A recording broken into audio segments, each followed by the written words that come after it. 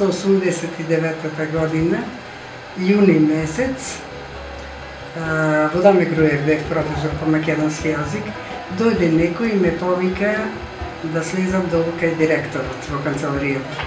Отидов кај него и ми соопшти дека во самоуправната интересна заедница требало да одам после на сабата. И отидов. Таму видов доста други познати колеги, меѓу кои еве и од СИЗ-от, ова што е секретарката Марика, го видов педагогот Никола и на секретарот му вели ме кажете зашто сме собрани.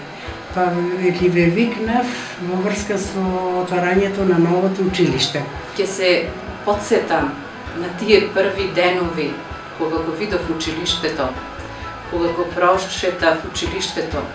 Ми се виде многу големо, многу убаво. Бев гостин на отварањето и посакав да ми се оствари желба да работам во училиште.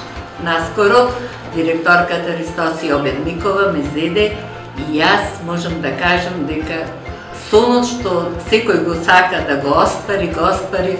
И се сеќавам на моментите кога прв пат дојдов на работа, првиот ден ми кажаа дека ме предавам во ова училиште. И јас мислев дека ова училиште има и затворен базен и бев многу возбуден кога идев. Не знаев точно каде се наоѓа училиштето и отидов кај бензинската пумпа, па оттаму прашував каде е училиштето Климент Охридски, затоа што во почетокот беше Климент Охридски.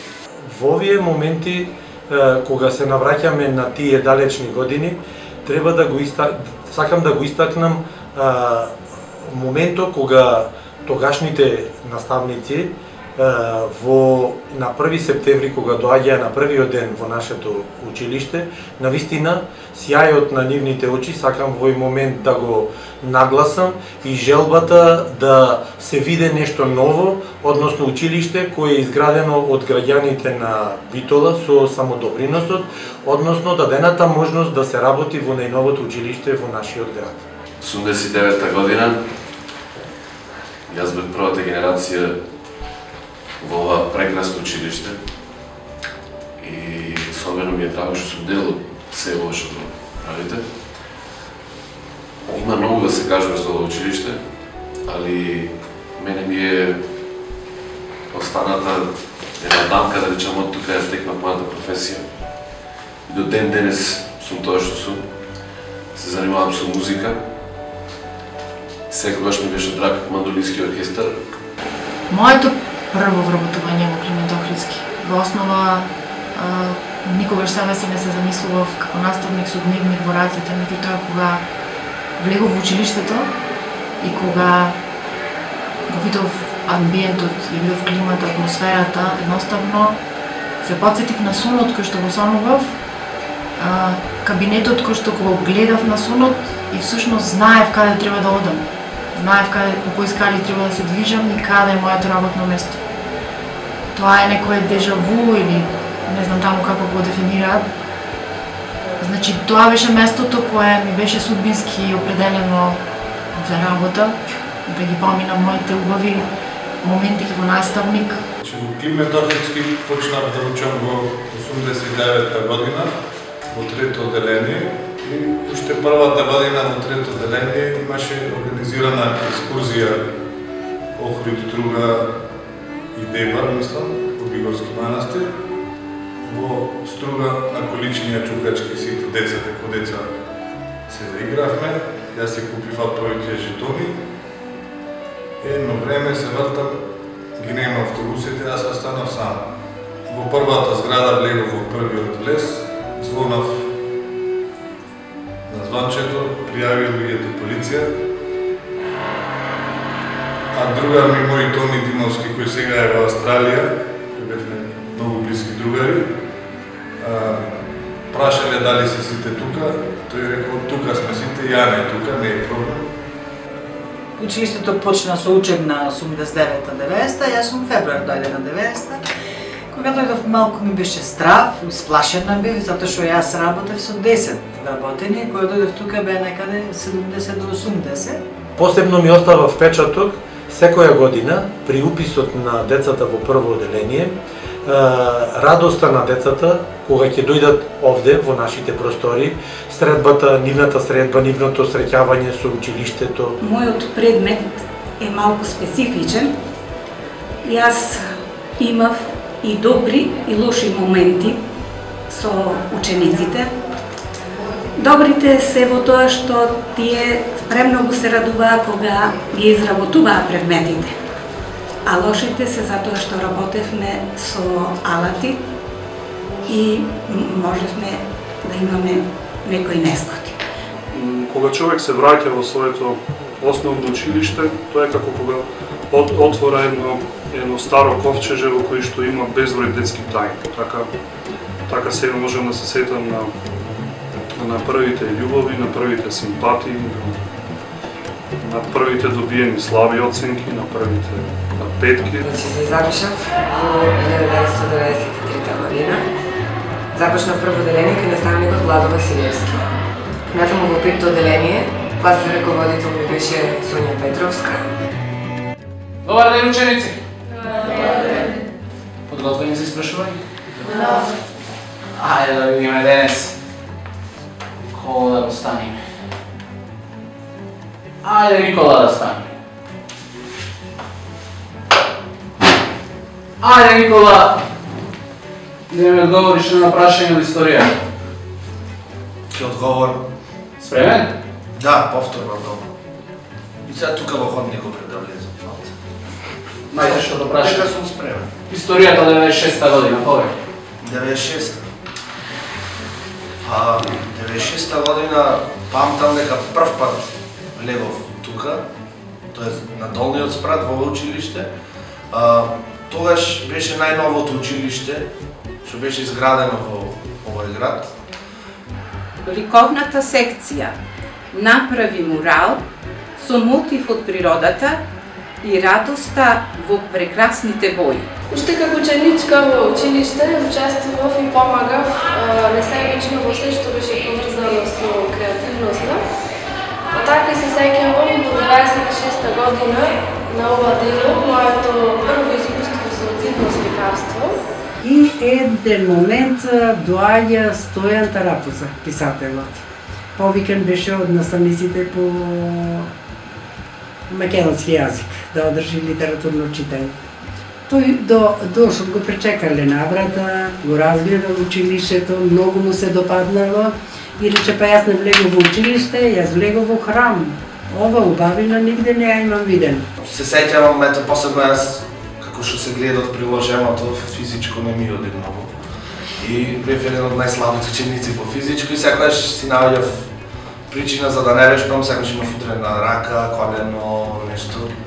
Било што, ете сега се сеќавам баш, не вежбавме јас уште 3 чупиња, значи јас секогаш бев со тие 3 чупиња што не вежбам. И се договоривме да му кажеме дека имаме некој грип, дека сме настинати, затоа не вежбаме. Али меѓу време тие се предоговориле меѓу себе, јас не знаев и сите на професор му кажале дека имат биолошка, јас му реков и јас. Исто така, мислејќи на грипо, па така имав невкусна расправија со професор.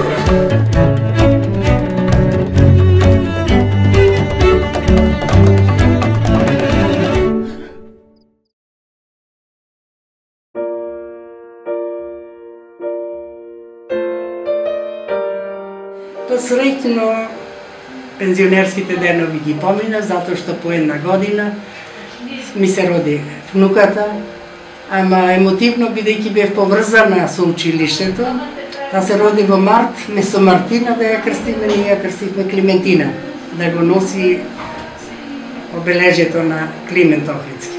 Ви спомнала нешто што посебно сакам да го истакнам. Првиот училиштен вестник. Како настана првиот училиштен вестник Светлини, кој што подоцна го доби името Светлини? На каков начин го издадовме тој вестник? На еден примитивен начин, но бевме големи оптимисти. Се штампаја страниците на шапилограф. Рачно ги печатевме. На матрица, прво на машина се отчукуваја песничките, прозните творби, вести, се што требаше, што беше смислено. Потоа, таа матрица се изработуваше со ликовни илустрации. Учениците тоа го работеа, со иглички, со дупчиња, за да можат да се отпечатат. Излезе првиот број од Светлини. На 10-та меѓународна изложба на детски ликовни творби Битола во мај 92-та година диплома за Владо Крстевски од 7-о одделение од училиштето Свети Климент Охридски од Битола. На 13-та меѓународна изложба Златна палета Битола, Македонија во мај на 23-95-та година. Јас ја имав таа среќа да бидам класен раководител на еден извонреден ученик, Груевски Предраг, кој постигнуваше врвни резултати по сите предмети, но посебно беше посветен на математика, со која освои 3-то место на Балканијадата. Денеска тој е студент на Американскиот коледж во Бостон. Работевме на представа за патронатот на школото, беше со по еден расказ, мислам дека за еден партизан кој што во војната заминува во војна и потоа се сретнува со своето дете. Оно што ми остана како спомен е дека јас го видов партизанот Лавна Тулу, дека за време на представата пред родителите, пред гостите, джебот од каде што јас требаше да го извадам тој часовник кој што беше најважен во приказната, од трема не можев да го извадам. Мислам дека некои 2-3 минути во потполна тишина во салата јас се борев да го извадам часовникот и да ја кажам последната реченица за да заврши сцената, новата представа. И се сеќавам како се грижа наставникот по музичко Стојанче, дојде до крајот на сцената, го извади својот сат од рака и ми го подаде за да го земам и да ја кажам таа реченица и некако да завршиме. Ме вика наставникот да редам чунови, како за куглање. И јас ги редам тие. 1, 2, 3, редам 7. Иди наставникот, фала Ирена, фала. И јас мислејќи дека ми се заблагодарва, ништо наставниче, нема проблем. Фала чуно Ирена, фала. 10 беа, ти 7 нареди. Во 99-та година, како да речеме една од добрите наставници кои што бевме вклучени во проектот, бев и назначена за директор на ова училиште, во кое што училиште ги поминав, да речам, моите најубави години од мојот живот. Од 2008 до 2014 година бев директор на нашето училиште. Периодот од тие 6 години ќе го паметам како период во кој што се внесува новини во образованието, периодот на компјутеризацијата, тогаш беа за прв пат донесени компјутерите во одделенска настава и во предметна настава. Имаше еден момент кај наставникот Владо баш ми текнува, ете гледајќи ја сликата, често не тераше да се храниме здраво, значи здрава храна, покрај домашното кој ни го даваше. Имавме, например, секој ден денес јадиш прас, комит, лук и слично. Јас ден денес прас не сакам ни да помирисам. И тоа беше плачки дома, театралности, ја викнав мајка ми другиот ден. Како да му кажа на наставникот зошто не го завршив домашното и зошто не јадов порцијата прас. Постојано се водам со едно мото, дека за да бидеш авторитетен професор, не треба да бидеш премногу строг, туку треба да бидеш праведен, тоа е најважно. Просветните работници се дел од општеството, од татковината и треба среќни да бидат и треба наградени да бидат повеќе и да работат во убави услови. Ние можеме да ги менуваме училишните форми, часовите и наставните планови. Можеме да изградиме модерни училишта, можеме да набавиме училишна опрема според последниот збор на техниката, но ако не се свртиме кон луѓето, учителите, учениците, родителите, тие сами да се менуваат, да се насочуваат кон процесите, кон трајна и осмислена ориентација, сите овие организирани настојувања се залудни. Што значи, Посакувам на вработените, учениците и родителите во Климент, училиштето да се го чувствуваат како свој втор дом, целосно да се посветуваат и само така нема да изостанат резултатите. Кога дојдев наваму, сега размислував во колен и всушност некако секој грижа за секој ученик ми е како митот на Сизиф. Всушност наставникот со секој ученик стигнува на врвот на планината, нели, предавајќи го своето знање, но веќе со новата генерација каменот е долу на почетокот на планината и повторно треба да се изедуваат заедно сите тие искушенија. Беше помалку Нервецки ми следеше. Стави тонче и остани. Добро бе, кажи ми, во кој век живееш ти? И овој, вели, малку подолу ке семафорите. Не слушајте, што го праши. Кога се навеќе кај наставникот по физичко, кабинетот долу, нели, како и ден денес се користеше фамозната направа решо. Решо кафе. И сега штекерот беше до самата врата. И аз требаше да поварам дали посука или некој се справи за вежбање обона. Културно застанувам пред вратата, тропам, никој не ми одговара. Тропам уште еднаш и вика да. Јас отварам, тој со се решо, со се гезве, го преврдувам, пошто седал долу. Професорската, учителската работа, наставничката работа е еден вид мисионерска работа. Од денешен аспект гледано, ќе кажам дека работата со возрастните си бара нови начини на работа и нова мотивација за директорот, но сепак работата со децата е таа која што благородува, го прави племенити и го прави свекини. Може би сонував и да седнам на ова место како предизвик, кој